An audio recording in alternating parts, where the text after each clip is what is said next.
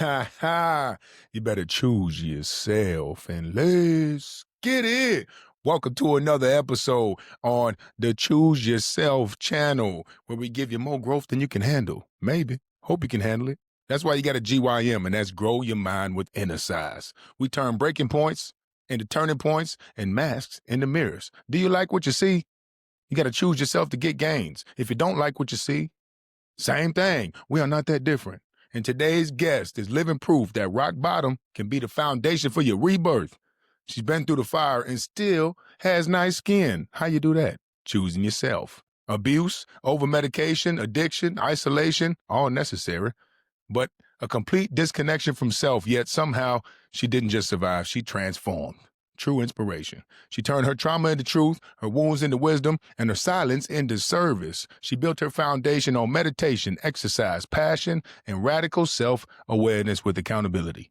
She checks herself before she wrecks herself. So today, we're talking masks, boundaries, rebirth, and what it really means to choose yourself, even when the world tries to sell you another version. Welcome to the show, Clark. How you feeling? I'm feeling so good, especially after that intro. Hey, let's get it. That's how we do, man. That's When you how we put it do. like that. Yeah, see, that's you did. Hey, whenever you need me to intro, whenever you get to doing your thing, let me know. I'll go on to it with you. So we're gonna call you Hakeem the Voice. I could be 'Cause that. that was, yeah. Yeah, I can be that. Now on here, the Choose Yourself channel, we really try to take stories and how they relate to the Choose Yourself process. The 5 pillars. Recognize your trigger points, which is usually when we get done dealing with our own shit. Evaluate your environment with mindful consumption with a little bit of balance. Setting the foundation, time management and routine. Invest in yourself, time, energy, resources back into yourself, and creation and contribution from the new character you developed from the process. So, what was a wound or turning point or dark place that you now consider part of your wisdom and purpose? Yeah, we're just diving right in. Come on now. um, I'm okay with that because we gotta bring what's inside, in the darkness out to the light, and that's how we heal it. So yeah, I am a human being that has lived many lives in this short time on earth. And I feel like the first part of my life was riddled with a lot of trauma. There was beautiful things, I'm so grateful that my young mother of 16 brought me into this life. But when you're brought into the world by a kid, it comes with shit. Mhm. They are a child. They have no idea what they're doing. My mom was 16, had me, just figuring things out.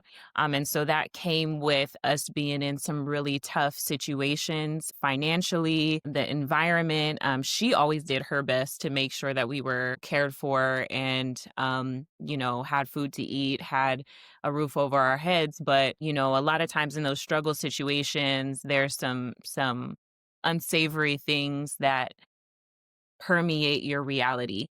So I'm no stranger to physical violence, sexual abuse. And I think, even as an adult, those things have shaped who I am. They've shaped my resilience. They've shaped the way that I, view people and situations. They've shaped my ability to forgive and to heal and move past some really dark things. So that being said, all of that, I've made it through. I'm still standing, I'm Mhm. still here. And I would say that, I'm even better for it. The, things that were rough on me have created a smoothness and, a luster about my spirit that I'm really thankful for. Yeah, a sense of compassion, would you say, where you have a soft spot for people who have been through something. And a lot of people, I think, a lot of people have been through some form of abuse or neglect. What was your kind of first technique or tactic to start shifting your confidence in yourself after whatever you felt going through that experience? Yeah, I mean, I wasn't really even aware of it until, I got into adulthood. Those things started to present as, anxiety, depression, lack of motivation and creativity. Because I always, from the time I can remember, I've loved music. I'm a singer, songwriter, producer, and I would say multidisciplinary creator. And that's been in me since I was very, very small. And so, I along the way lost my passion for those things to, like I was saying, the anxiety, the depression, things like that. And, went the traditional route of getting medicated and going to therapy and seeing a psychiatrist, and that worked for a time, but that was my go-to. That's just what I was told that you do when you struggle with these things, and not to knock anybody that chooses that path, because it can be very, very helpful in helping you find what works for you when you deal with certain traumas and different things like that. But that's where I started, and it led me to this place of like um extreme darkness. Like I was good. I'm like, okay, this is looking up. And then the darkness just came in and surrounded me, in the form of like, I just really lost it. I lost touch with myself. I lost touch with reality. I just had everything that I had been suppressing come up, and I just felt swallowed by it. And the way that moment where I was like, none of this outside of me is helping what's inside of me.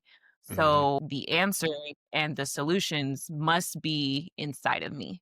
And that's when I really turned inward and started to say, I have to heal myself because nobody's coming to save me. And so I changed my diet to, I removed processed foods, went raw vegan for 90 days and then vegan thereafter. I've been plant based for 8 years, drinking lots of water, meditating, yoga, going out in nature, just putting my feet in some grass.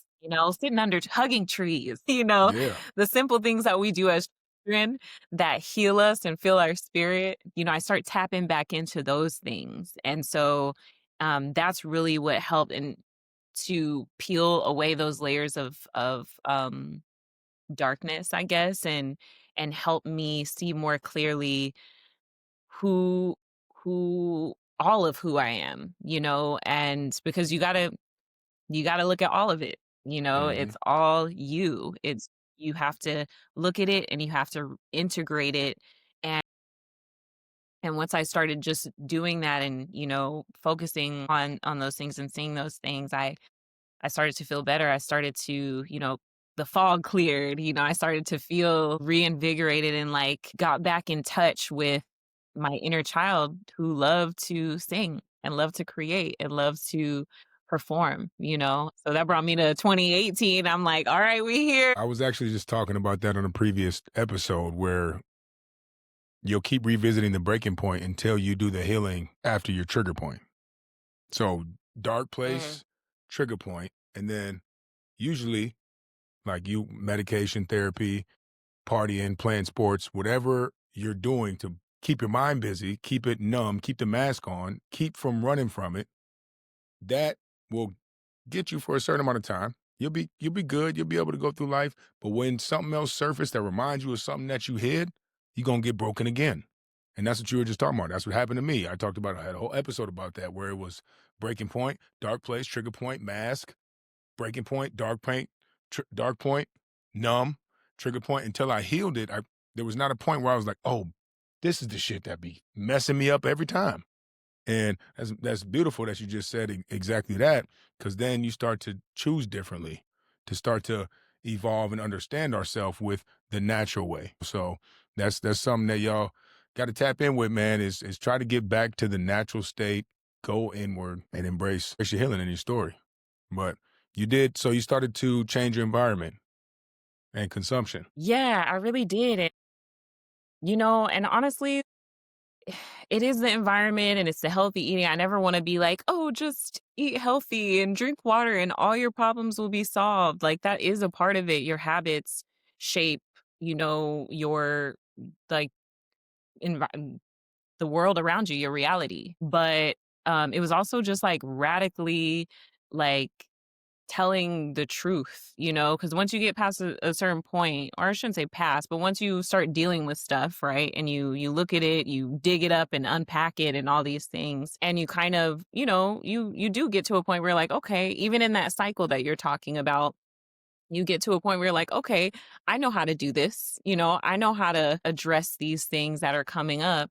Like, you still have to be so for real with yourself, because I would do, especially after that big jump of like radical, that was like a turning point in my life. I still would have issues, interpersonally, or maybe, I wasn't quite in the, professional space I wanted to be in, or the creative space I wanted to be in, relationships with family. And I'm like, I'm doing all this healing. Why am I still having issues? It's like, because you're lying to yourself that you're fully like healed. You got to be careful not to let that have you put yourself on this like pedestal. You know what I mean? Like, Hmm. after you do some heal, it's like there's still more. There's still Yeah, more to be done. Like, forever. today, as we see today, Yeah, forever. forever. I mean, shit. The only reason I have these conversations and help people is to learn about myself and other people. It's literally reciprocity. When you start to impact others and you start to have conversations, stuff gets uncovered within you all the time. Like today, I mean, the other episode was about triggers, and it was like if somebody triggers you and feel a type of way, ain't got nothing to do with them. It's about you. I was in the gym, and there was a dude who was right next to me, butt naked, and I'm always like, "Why are you so close to me naked?" But it's this locker room. Why am I feeling the type of way? We're in a locker room. Yeah. I'm like, Right. we're all getting ready. We're in the same area. And why would I say something? Is that something that makes me Yeah. uncomfortable? We're all men in the locker room, which still I think is kind of weird. Why are you so close? But I didn't say anything. I control my Right. emotions, right? So there's small stuff that pisses you off when somebody on the train and they be breathing on you. I hate that. I can't stand it. I don't know if that's a trigger or that's just my man, they be right up in your face. Coffee and no brush. I said, Breathing on golly. I'm like, damn, y'all close, man. Let me off. I'm on another train. But I'm outta when you here. do heal, like life doesn't get easier, we get better at it. And when you have the systems, you recover faster. That's what we're talking about. That's what we're talking about with the healing, with the nature, with the exercise, with the diet. That's all systems to prepare for the bullshit that's coming. And it's coming. You want to complain about your anxiety and you can't sleep and oh my God, this happened to me, and you're eating bullshit, smoking bullshit, watching bullshit. Well, that's on you. It's gonna take you a lot longer. So give yourself a chance for sure. Yeah, I mean, got to, especially in the world today where, dopamine is king. I know, like, I create this, foundation for myself where it's like, okay, I'm going to do this much creating. I'm going to, do my exercise. I'm going to get out into nature. I'm going to practice my guitar. I have like a list of things that feed me, that I try and choose like 3 to 5 things from that list to do every day. And that's something that helps keep me, on the path, and helps me to fight my own gloomy feelings. Yeah. But it's one of those things where, yeah, you can have all of these systems, but it's also building the discipline alongside that, because you're going to have a lot of distractions, right? Hmm. You're going to have a lot of, and the chase for dopamine. Ooh, It's man, out it's there. just like these phones. I'm Phones, like, sugar, liquor. right, You talking about sugar. processed foods, porn, gambling, swiping, dating. That shit is you trying to get likes. You posting for likes for dopamine. Yeah, yeah.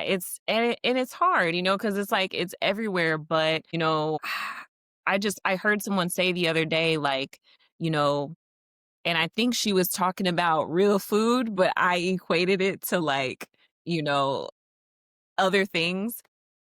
If you're snacking all the time, you're just snacking, snacking, snacking, you're getting a little bit here, a little bit there, you're not going to feel really truly hungry.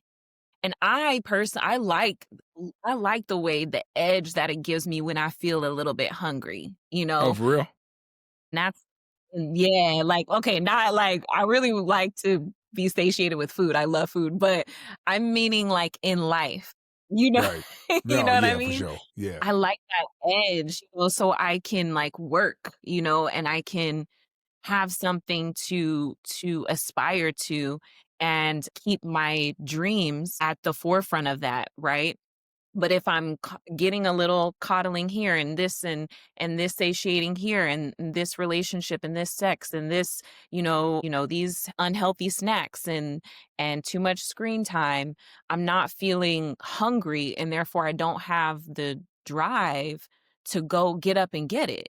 You know what I mean? Whatever, and by it, I Hmm. mean whatever that is to whoever. For me, it's, a life where my creativity and my spirit and my flow is my currency, right? Hmm. And so that's what I'm working toward. And when I am not setting up those systems that you talk about for discipline, I'm learning that hinders me, you know? If I'm not working on my discipline alongside setting up those systems. The contrast is what makes it a celebration and not an addiction. It's the ability to break free. It's the time you can go without thinking about caffeine. If you think about caffeine every damn day, you need to stop caffeine. If you're thinking about weekend Mhm. partying all week, a date that you got planned, you thinking about playing a video game, you at work, or you need to take a break. It's distracting you. Now, if you like, oh, on Christmas, I'm gonna have some drinks with my parents. Cool. Put it in your calendar. It's freaking not even Thanksgiving yet. Fine. Then it becomes a celebration. It becomes intention. And that put you in the dopamine consumption loop where you wake up, caffeine, processed food during the day. Now you need a boost in the afternoon. Now you need melatonin and wine and the joint to go to sleep. You ain't never even been with yourself yet. And that's the issue. It's Right. so accessible to click and buy, order, like, follow, pass judgment, gain information, gain information. You got biases online where you're only relating with things and following things that are in relation with you, and everything else is just block, delete, unfollow. And so you can control your sensitivity. But I think being able to have the contrast in our consumption and in our information is what allows us to really expand as a person, for sure. So you talked about your friends. You don't call people friends. Did you used to have a problem with that? Calling everybody a friend? What happened? Absolutely, I had a problem with that. I just anybody that I have a connection with or like had a good conversation with or met and had a moment with, I'm like, yeah, like my friend so and so and my friend this and my friend, and it's like, and that comes to from a place. I'm a recovering people pleaser. Um, that's what I No, think it's that real. that's really like yeah, it's like an addiction, especially when you develop it from like a child, and so those two things for me are kind of attached, but it's also, this passion, right? That is very authentic and like, oh, I just love people. I genuinely do. But I definitely was overusing that and not leaving that friend space for people that actually mean that. And then to go deeper than that, I realized that, in me calling them my friend, I'm kind of cheating them out of a friend because it's like I'm not doing the things on the other side that would be qualified as a friend either. So what is the point? Why am I just being so free with this and everything? And and so I've come to really call people friends who pour into me, I pour into you. We hold each other accountable. We're real with each other. We lift each other up. We don't tear each other down. We can have radically honest conversations because we don't need to waste each other's time, and it's not Hmm. a waste. Sometimes people are in your life, in your space, in your journey in a very surface way or a fleeting way. And that's just how it's meant to be. And it's beautiful for what it is, but it doesn't necessarily, you don't have to label them as like a friend necessarily. Right. Especially as a Um, people pleaser, because then you put yourself in a tough situation where you're thinking about what they think a friend means, and am I being up to the standard that I just claimed for them? And now you got this whole friction inside of like, I said friend, but I ain't mean it, but also I want to please them to put to their standard of friend. And now, am I doing enough? And now you're distracted again, and that's the power of words. right. And I say, stop saying everything's crazy, wild, sorry, love, hate. Don't say those so much. Calm down, because when you really Mm, need to use them, they gonna mean something, and you need to wait until you really mean it. Oh, I love this show. What? You love a show like you love your mama? How do we know the difference? Because you say it too damn much. Mm. You're sorry for everything. You know Now, what? yeah. You know what my word is that I What's that? overuse? It's probably so funny and maybe people can identify. I'd be like, "That's awesome." Right. Not even cool. Not even That's so awesome. awesome. What would you say if something really was awesome? Well, you got another word for that? A next word up? Or you just say it louder? I think with more enthusiasm, I think a better word, what I've been trying to replace "that's awesome" with is like, you know, "that's lovely," or "that time was really," or "that podcast that I watched was really meaningful," or, there's so many other descriptors. The 4 agreements has really been popping back into my sphere and being impeccable with my words, and that comes with a little bit of pause. It comes with a little bit of thought. A lot of times we want to just jump to like say something to fill the space when we could just sit back, have a moment, think about, well, how did this person or piece of art or whatever it is that I'm encountering, how did it really land with me? How did it make me feel truly? And that might come a little bit like, you talk about growing your mind. You might have to read some books and Man, expand your vocabulary got so to. that you can have some more words to describe some things? For real. You gotta grow your mind, man. And that ability to sit back comes from an awareness of the internal dialogue. Because there's a subconscious mind and an annoying roommate. There's a book called Untethered Soul by Michael A. Singer, and there's also one called Living Untethered, and talk about that second voice. That freaking all it does is try to please ego, subconscious programming all day. Evaluate, point, hot, cold, packed, gross, all day. If you can't control that mind, then we live in an emotional state based off of our environment. Now we are reacting instead of responding. Now, how do we control that voice? You put yourself into a controlled struggle. Weights, waking up early, stretching, meditate, journal, prayer, fasting, cold shower, cold treatment, uncomfortable shit that you do on purpose. And that voice is like, oh, get me out, let me out, too heavy, I don't want to, I'm hungry. And you still choose intention. Then you start to strengthen the muscle. It's called the dorsal cortex that allows you to choose intention over emotion. Then when you get around people, you can still use that muscle. But if you're in comfort, on your phone scrolling, past your bedtime, hit the snooze, wake up late, drink coffee right away, no water, don't even brush your tongue because it takes too long because your arm's tired. You ain't you ain't never gonna be able to control your emotions. And now you're so sensitive and you got social anxiety.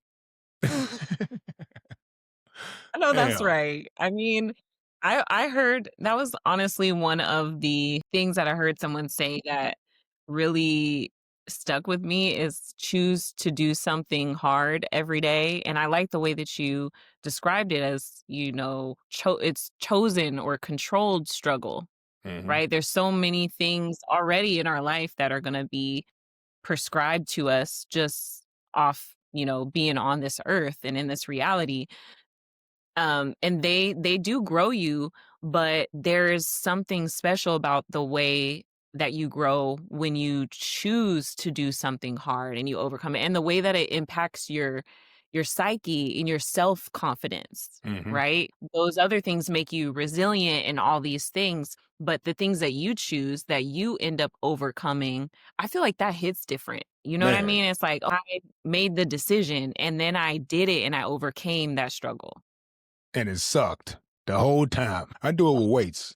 I'm always like, damn, this shit heavy. And I'm like, one more, don't fuck. And I hear it. You can put this down. You can just stop. Mhm. You can cold shower 2 minutes every morning. I'm just like, this is cold as fuck today. Why is it so cold? And I'm like, don't be complaining. Just breathe. Just breathe every morning. 3 a.m., 4 a.m., I'm in there. 50 deep breaths, spinning around in the shower. Armpit, nuts, ass. Get everything that's warm. Don't try to make it comfortable and hold it. No, you got to get every crevice and freeze until you get lightheaded. In there. Just high as hell in there. Dopamine from deep breaths in cold water. Dopamine, Hakeem. But what it does is it's called the anterior cingulate cortex. There's an interview podcast by David Goggins and Andrew Huberman. It gets stronger when you do things you don't want to Humor me, do. that's one of my favorites. Yeah, he's a shit. Yeah. He's a shit. It gets stronger Mhm. when you do things you don't want to do. But you can't, if I love going to the gym, going to the gym does not strengthen that. You have to do something you don't like at the gym. The pain, when the excuses pop up. I love lifting weights, but the part that sucks is when I think I'm done and I'm about to tear my shit. That's when it gets stronger. I can't just go in there and lift weights. I love doing that. But I have to push past the threshold of this is fun to this sucks. So if you don't, well, there's plenty of things like that. But also the dorsal cortex is part of the anterior cingulate cortex. They have the ventral and the dorsal. The ventral is reflexive. Sounds, somebody jump out at you, or you feel like you're about to fall. That's the ventral. Oh shit. Or like car door, car crash, or your freaking alarm. That's the ventral. Like, hey, something's annoying me. Pay attention. And then your salience network provides you with your choices. Am I going to stay in bed? Am I going to get up? Am I going to go to my kids? Am I going to wait until my kids get up? Am I going to hit the snooze button? Am I going to quit my job because I want to sleep? I don't even need this damn job. What are my choices? The dorsal chooses the choice. The dorsal gets stronger when you increase the emotions and you choose intention. So putting yourself outside of your comfort zone increases the volume on your emotions in the quitting mind, and you choose intention, you get your anterior cingulate cortex stronger and your dorsal stronger. That's the same muscle. It's a mind muscle we use all damn day. Now when you drive past McDonald's, you can flex that muscle, dorsal cortex flex. But if you're just out here looking for instant gratification all morning, snooze button, news, scrolling, your mind is weak. That's why you're stressed out and hitting the wall at damn noon. Now you need a Celsius. See? which is terrible for you, by the way. But Terrible, man. look, and we do that. It becomes so easy to do that when we go on autopilot, because what you're talking about, and I know I've experienced this, it requires an effort to stay present. Like if Mhm. you're not present and you're just letting life take you, my mama always said that. She say, Danielle Marie, take the day, don't let the day take you. And she said that to me from the time I was like small. And now what I equate that to is presence, like literally, and maybe people overuse this, especially in like the spiritual or healing communities or whatever. I take presence as like literally I'm here right now. I'm aware of what's happening, what I'm thinking, what's going on. And that is another level of awareness, not only like being in your consciousness, but being aware of how, like, what is my brain doing? What are the functions that are taking place? How am I contributing to or hindering the processes that are taking place in my biological body? Because you unlock a whole other realm of control and power and strength and all these things when you understand your body at the level that you're talking about. Mhm. Come on now. Like Shit. there's a power, an epic power in that, because think about all the things that are going on in our bodies, like the way your blood is flowing through your veins, and like just simple things that we take for granted, you breathing, Yeah. so much 70,000 happening thoughts. Yeah. mm, at that level, that micro level, that is it's micro, but it's so expansive. And so if we don't take the time to become aware, make that choice to be aware and approach life with that in mind, you're just letting the day take you. You're letting the day and whatever comes with that take you, and just hang on for the ride, I guess. Yeah. I hope you can. Shoot, you better or stay your ass in the house like they want us to. No, that's for real, man. Exercising the mind comes with the systems and the foundation. And one way to work on being present is tap into your passion. You know you're passionate when you lose track of time and you get in the flow state and you're literally only focused on a thing. When I create content, when I'm in the morning, when I'm lifting, when I'm in the cold shower, when I'm meditating, meditating stuff. Sometimes you get thoughts coming through, but that's the point of it. When I force myself into the presence by doing hard things. And that's what I do when I run a mile, when I cold shower, when I weights. But you love meditation and nature, and you have your passion you tap into, and you fast. How does meditation, fasting, help you to be present and control that mind for you? Yeah. Meditation for me it's hard. It is that hard thing, Hmm. because I don't necessarily like to just sit still, and I'm just, from the time that I come out of the dream state, I'm like, I got to do this. I need to do this and be here. And this person needs this. And it's just like, it hits me like a flood.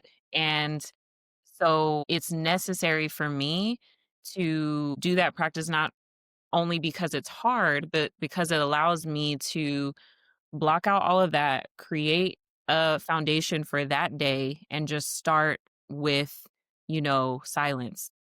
And sometimes I meditate with music, but sometimes it's just silence. Sometimes it's like nature sounds. I set my intention.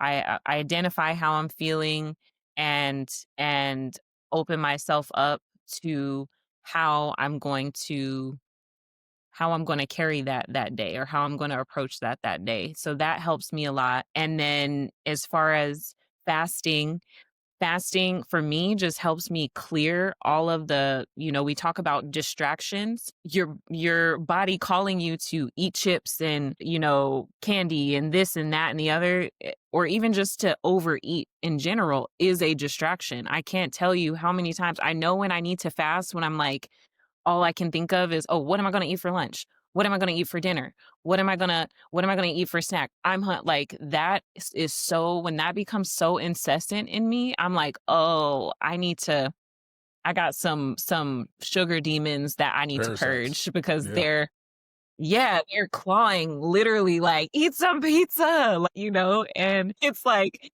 "Y'all are not gonna run me, I'm gonna run you." So I ease into it, I usually do, like, fruit smoothies, like, veggie broths, very easy to digest things for me. I don't know, everybody is not the same as far as their body. But then I do the fast, the longest fast I've ever done with no food, because there's different types of fast. I've done just like a raw fast where I'm fasting from anything that's processed or cooked or anything like that. I've done that for like 6 days, but no food. I've gotten to 4.5, 5 days. Just And water. honestly, by the end, just water, and herbs and sea moss.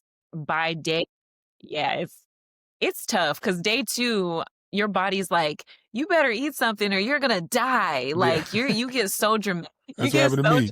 dramatic where yes. I remember you telling me, tough, right? Like, Yeah. it it'll have you question your whole reality, and so, but by day 4 or 5, I feel like I have superpowers. I feel like my vision's clear, I can hear things, like my senses are heightened in a way that's not like, "Oh, there's danger," but in a way of, like, clarity, you know what I mean? And I just feel so good, and my energy level is different. I start to be able to have dreams that I can recall.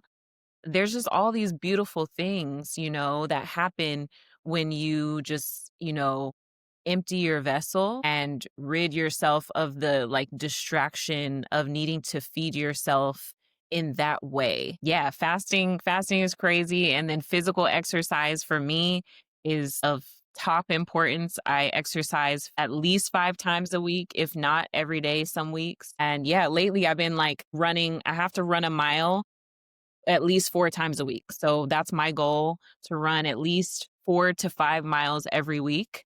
Because I feel like, what if at any given moment, if Hmm. I can run a mile, I'm good. Yep.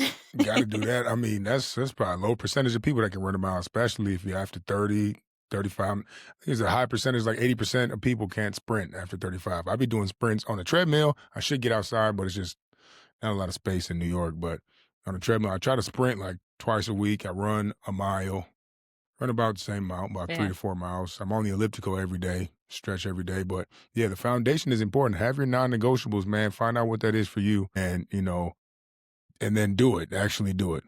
What does your foundation look like when no one's watching? Like you said, you had your exercise, fasting, you got meditation, better every day, speaking, cleanliness, and creativity. Said you recently created a 60-day learning journey for yourself. What's that? Yeah, so I'm just in this space where I'm like, I feel like I don't, like, know enough about anything. And it's a beautiful feeling to feel that, to just be honest with yourself and be like, there is so much more for me to learn. I feel like there's nothing more pure and more joyous than the heart of like a student, and that willingness to learn. And um so that's what I did. I said, okay, I need to learn and I want to grow, myself into and my awareness and my intelligence and my spiritual connection. And I want to become better at creating and reduce the friction that I feel with doing something that's so much a part of my spirit and my heart. I don't want there to be friction. There's going to be some, but I want to reduce it, right? I want it to become more flowy. I want it to just run like a faucet, and not like a little. Little drip. So I created this day by day journey for myself where there's a topic, I learn about the topic by through either a video or an excerpt from a piece of literature. And then, there's I journal about it and reflect on it, and then I there's an exercise to where I can apply it in my life. And then alongside that, I did like a creative expansion workbook so that I'm learning about something that's either within the self or about society, technology, politics, whatever that may be. But at my heart, I'm a creator. So I want to make sure as I'm learning and expanding on that level, I'm also training my creativity. And so it's a creative exercise that pretty much allows for me to connect my, I guess, like, let it out. You know what I mean? Connect what I'm learning to how I'm creating and how I'm expressing. So, Yeah, that's dope. I ain't never heard of that before. That's cool. You put yourself through a own life course, about to get a life degree on yourself in 60 days, and then probably make another one. That's the thing about growing your mind, man. The more you know you don't know. And the more you think you know, the less you know. And the more you know yourself, the farther your best version goes.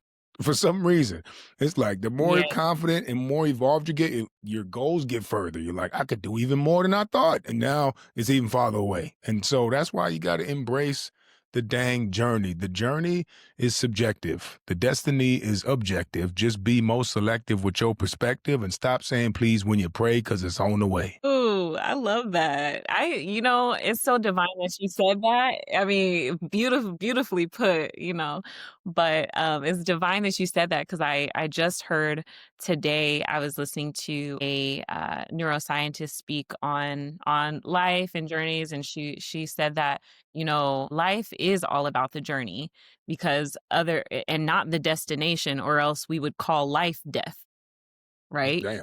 Because we all headed toward death, but we don't call life that. That's not what this is centered around. It's about the journey, right? And that really hit me because I'm like, it really is. We can focus on that, or we can be here and be present, like we were talking about. And it's always now, and now and now and now and now. And what are we That's gonna it. do with that? That's it. I mean, you can have plans. You can pray, you can write it down, vision board, you can talk about it, but ain't nothing gonna happen without action. I tell you that, ain't nobody coming to save you, not even your savior, until you change your behavior and show that you actually believe in his plan by taking action, blind faith. Like all spiritual leaders, you got to start doing something, learn something, and things. When you start to seek understanding, you seek development, you'll start to notice the signs. But if you don't, you're gonna be blind.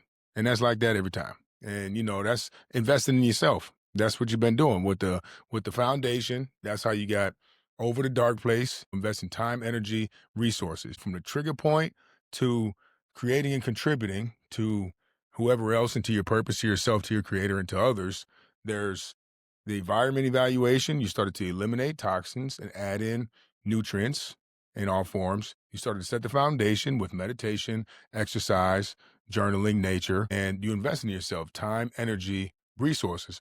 What are some what are some major investments that you made in yourself that you'd recommend everybody do? Whether it's time, energy, resources, money. What's a type of investment? I think for me, the most valuable, and this continues to be true no matter what stage in my life that I'm in, And no matter what realm of my life that we're talking about, whether it's, creative, professional, relationships, the way that you spend your time, like the time is just like it's so valuable. I don't know how else to, yeah, money is needed, currency and, it moves things, right? But the way that you spend your time is directly related to the flow of your currency, and that was my biggest, I'm like, "Oh, why isn't this happening? And why isn't that happening?" It's like, "Oh, because and I didn't even get it probably till maybe when my brain developed at like 27, like spending time.